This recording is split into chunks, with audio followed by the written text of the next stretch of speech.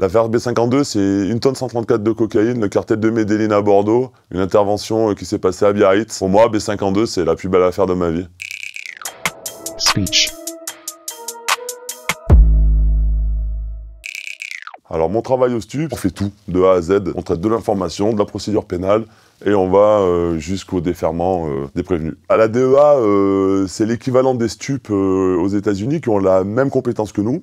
Ils viennent nous voir en décembre 2015 avec une information assez intéressante, puisqu'on apprend qu'il y a des Français qui sont en contact avec des cartels colombiens et qu'il y a une demande d'importation qui est en train de se préparer, avec un nouveau procédé qui est à venir. Là, ils veulent créer une nouvelle route. On parle de cocaïne, un arrivage en avion sur un jet privé, pour eux, c'est une aubaine. Et pour nous, c'est une première.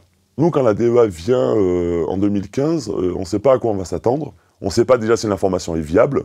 On connaît beaucoup les trafiquants et on sait très bien que ce ne sont pas des gens qui sont stables, que tout peut partir à l'eau à tout moment. On est une dizaine à travailler sur ce dossier à peu près. On préfère rester en effectif réduit pour éviter tout problème de fuite, même si ce n'est pas des fuites volontaires, mais évidemment, voilà, moins on est nombreux, plus c'est simple aussi pour la suite. À l'époque, je dis en rentrant chez moi avec la personne avec qui je vivais que je vais partir pour 3 jours pour une mission.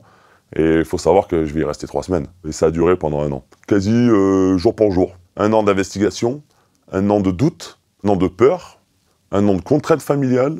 Alors dans B52, il y a eu plusieurs phases intéressantes et importantes, d'où la durée. La première étant les surveillances, filatures et l'identification de certains auteurs pour pouvoir vraiment établir une préexistence ou une existence à ce type de trafic-là, puis un peu savoir où c'est qu'on met les pieds. D'énormes surveillances, tout le temps, on les colle. On est au cul des mecs. Et d'être au cul des mecs, c'est quoi? C'est pas de vendre de la drogue en continu ou des gens qui sont dans la drogue ou qui se calment, c'est pas du tout ça, des trafiquants, hein, ils touchent pas du tout aux produits. C'est de les voir aller au steakhouse. Alors nous, on est dans nos voitures, on attend, on sèche, on mange des club sandwich. On dit toujours la même chose, hein, c'est quand tu peux manger, mange, quand tu peux dormir, dors. Parce que tout peut déclencher d'un coup, on les lève, on les couche, jour, nuit, on les lâche pas. C'est aussi très dur moralement. Ça, c'est le quotidien des stupes.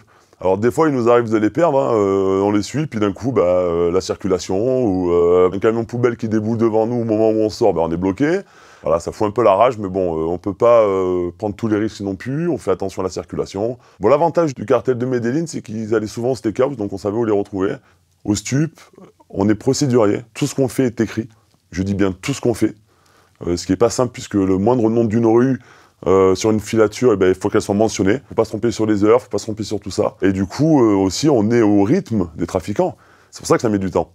Bien évidemment, on aurait préféré que ça mette 2 semaines. Hein. Mais voilà, ça a mis 1 an.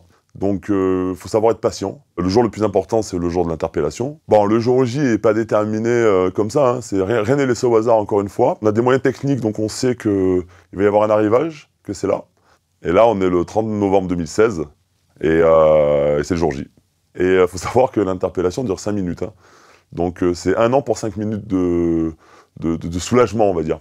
Concrètement, B52, ça a mené à la saisie d'environ 1 million d'euros en numéraire. Il y a 1 tonne 134 de cocaïne saisie qui représente plusieurs dizaines de millions d'euros. Des interpellations, des mises en examen, des écrous.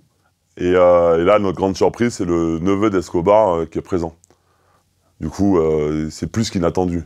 À la fois excitant, à la fois rock'n'roll et à la fois Medellín s'invite chez nous. Donc nous on est là et on le reçoit très bien. Donc on a à peine le temps de se taper dans les mains suite à la réussite de l'enquête, mais on est déjà reparti immédiatement sur notre travail.